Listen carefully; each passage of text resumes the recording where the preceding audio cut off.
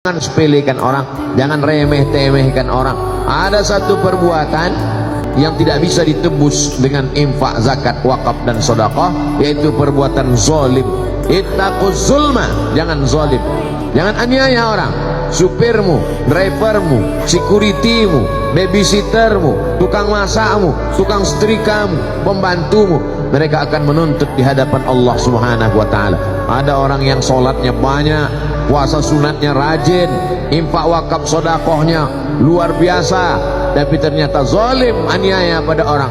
Semua orang yang dianiaya berbaris menuntutnya di hadapan Allah. Yang satu mengambil pahala sholatnya, yang satu mengambil pahala sedekahnya, yang satu mengambil pahala haji dan umrahnya. Habis semuanya.